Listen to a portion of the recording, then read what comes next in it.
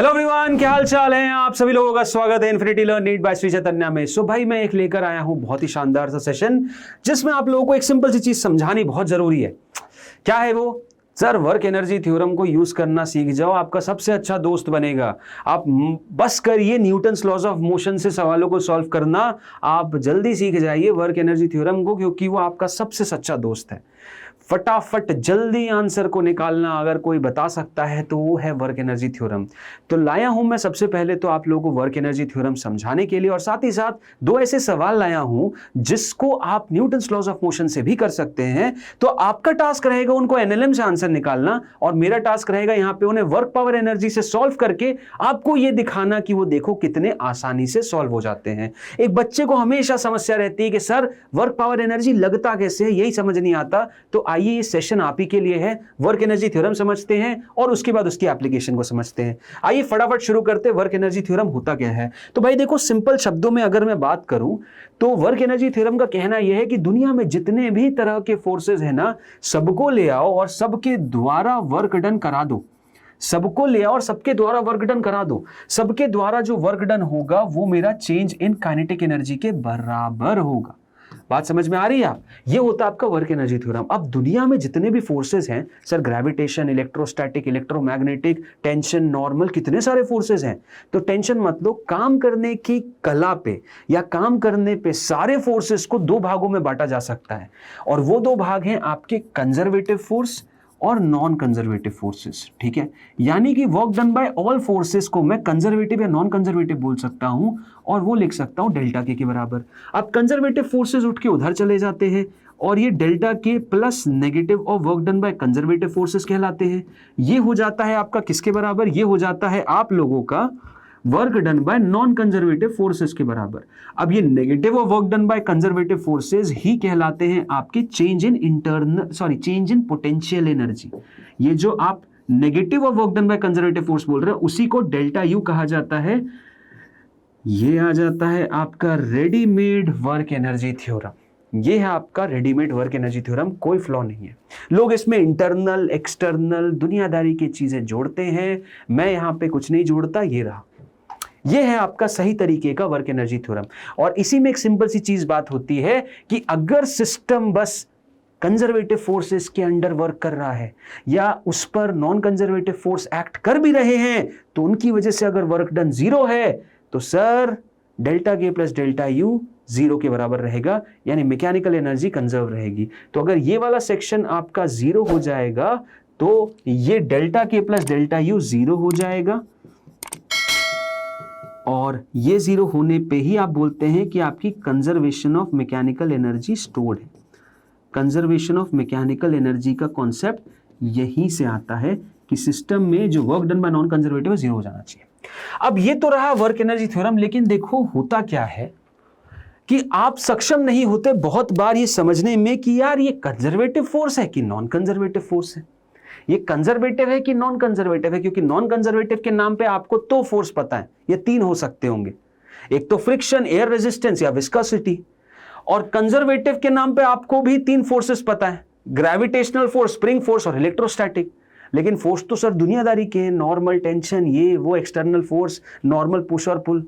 अब वो कंजर्वेटिव है नॉन कंजर्वेटिव है कैसे पता चलेगा?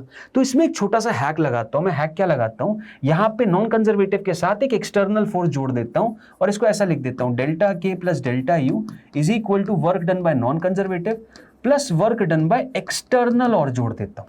ठीक है, अब आप बोलोगे सर आप भी तो एक्सटर्नल इंटरनल है। नहीं, ये वो फोर्सेस के लिए है जो आप देख सकते हैं, लग रहे हैं एक्सटर्नली बॉडी में, इंटरनल तो नहीं है, और उनको नहीं पता आपको कि कंजर्वेटिव में डालना है या नॉन कंजर्वेटिव में। कंजर्वेटिव में डालना तो उनकी वजह से चेंज इन पोटेंशियल एनर्जी होनी चाहिए, तो आपको नहीं पता, तो आप यहां डाल देंगे जो भी एक्स्ट्रा फोर्सेस रह रहे हैं जिनकी वजह से वर्क डन देना है।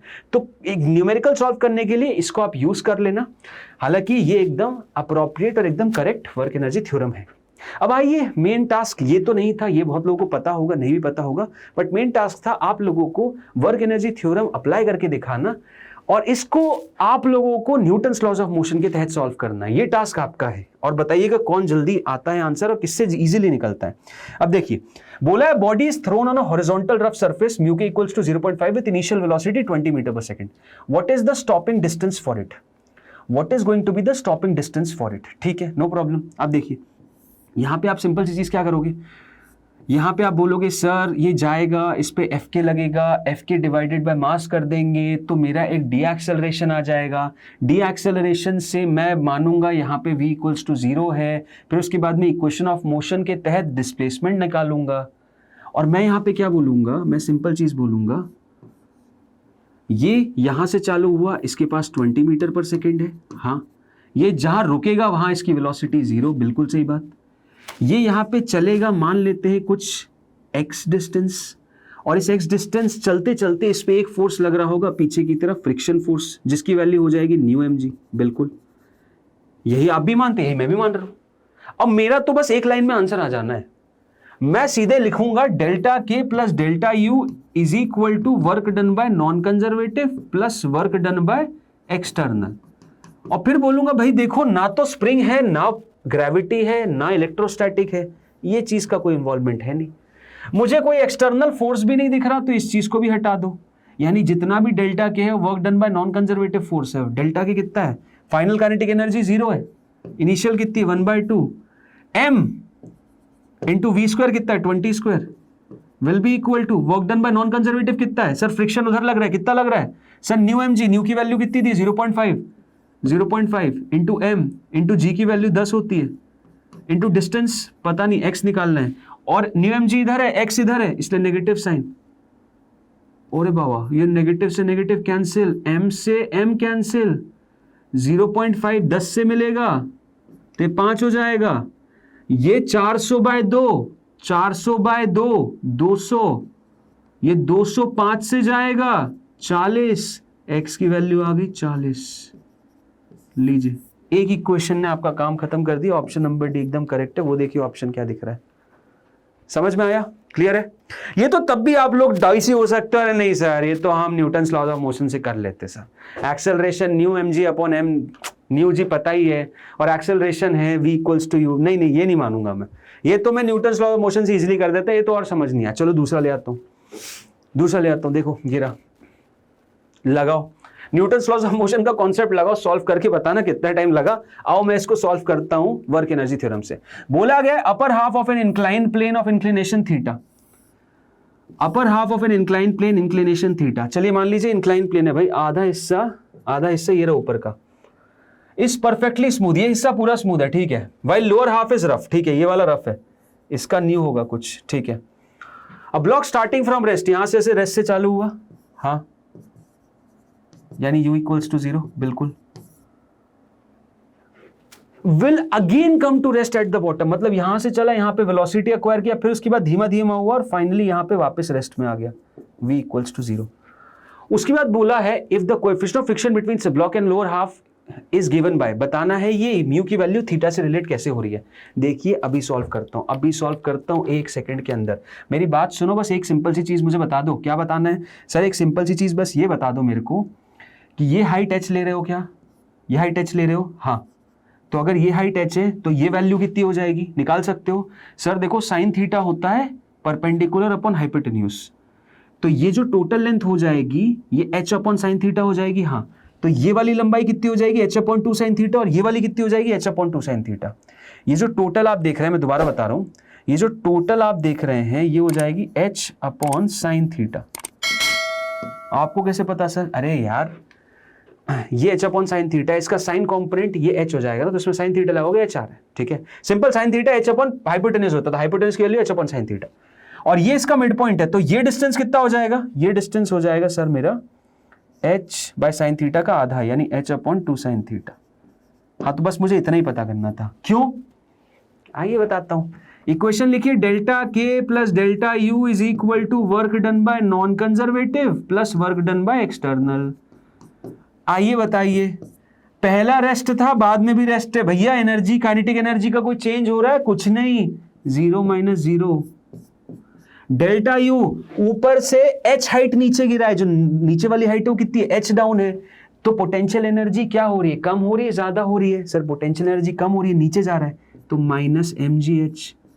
Okay, work done by non conservative, कहां लग रहा है नॉन कंजर्वेटिव सर, ये तो स्मूथ था, यहां तो न्यू इक्वल्स टू 0 था, स्मूथ था, यहां हो रहा वर्क डन, कितना होगा सर, ऊपर की तरफ यहां फ्रिक्शन फोर्स लग रहा होगा, कितना लगेगा भाई, डब्बा यहां ऐसे लगाते हो आप तो ये वाला जो कंपोनेंट रहता है mg रहता है, ये वाला कंपोनेंट उसका mg साइन थीटा रहता है, और ये वाला कंपोनेंट उसका mg कॉस थीटा रहता है। तो जो फ्रिक्शन फोर्स लगता है कितना लगता है, न्यू नॉर्मल के बराबर, और नॉर्मल हो जाता है mg कॉस थीटा। ये मैं सपोज करता हूं आप लोगों को पता होगा यार, एफ की कितना लगता है, न्यू mg कॉस थीटा, ये नॉर्मल हो जाता है ना इस डब्बे पे जो नॉर्मल हो जाएगा mg कॉस थीटा, तो एफ के कितना लगता है, न्यू mg कॉस थीटा, तो एफ के ऊपर लग रहा है, और डिस्टेंस कितना है, ये रहा, डिस्टेंस कितना है, ये रहा, तो वर्क डन कितना हो जाएगा, माइनस ऑफ एफ के यानी mu mg cos theta into height, distance कितना है, h upon 2 sine of theta. ठीक है, एक्सटर्नल फोर्स है, कोई धक्का वक्का लगा रहा हो, कुछ नहीं, 0, बस ये आता है तो देखो आंसर आ गया। अब देखो कितना दूर है आंसर, ये mg से ये mg कैंसिल करो, ये h से ये h कैंसिल करो, नेगेटिव से नेगेटिव कैंसिल करो, न्यू इंटू ये नीचे चला जाएगा तो ये कितना आ जाएगा, 1 is equal to mu cos theta, यानी नीचे आ जाएगा mu upon 2 tan of theta, तो न्यू की वैल्यू कितनी आ गई, 2 tan ऑफ थीटा। अगर मैं गलत हूं तो मुझे बता देना कमेंट में, मैं खुली चुनौती दे रहा हूं आप लोगों को, अगर मैं गलत बोल रहा हूं, इससे आसान अगर आप इसको न्यूटन्स लॉज ऑफ मोशन से कर सकते हैं इससे कम स्टेप्स में, तो मुझे बता दीजिएगा। मैं आशा करता हूं आप लोगों को समझ में आया होगा जो मैंने बोला है। वर्क एनर्जी थ्योरम आपका दोस्त है, प्लीज इस दोस्ती को समझने की कोशिश करिए। इस दोस्ती को आप जितनी गहराई पे समझेंगे, जितना ज़्यादा जानेंगे, उतना ज़्यादा बेटर फील करेंगे। ये सवाल आप न्यूटन्स लॉज ऑफ मोशन से करने जाते तो पूरा पेज भर जाता, हालांकि वर्क एनर्जी थ्योरम से देख सकते हैं आप मात्र 3 लाइनों में आंसर आ जाता है। बस आपको कुछ प्रीरिक्विजिट्स पता होने चाहिए।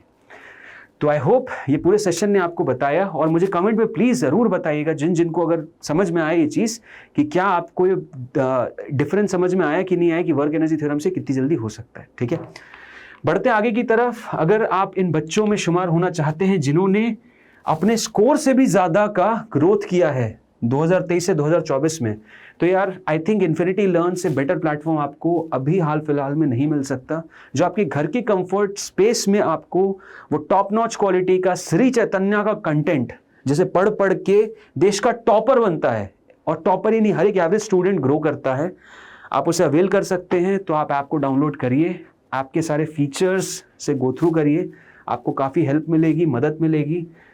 एटलीस्ट ऐप डाउनलोड करके उसका यूज़र एक्सपीरियंस लो, काफ़ी बहुत बढ़िया है, आपको काफ़ी मज़ा आएगा, और उसका जो कंटेंट उस पर है ऑलरेडी फ्री में, उससे भी आपको काफ़ी अवेलेबिलिटी और काफ़ी मदद मिलेगी। ठीक है, तो प्लीज़ गो थ्रू इट।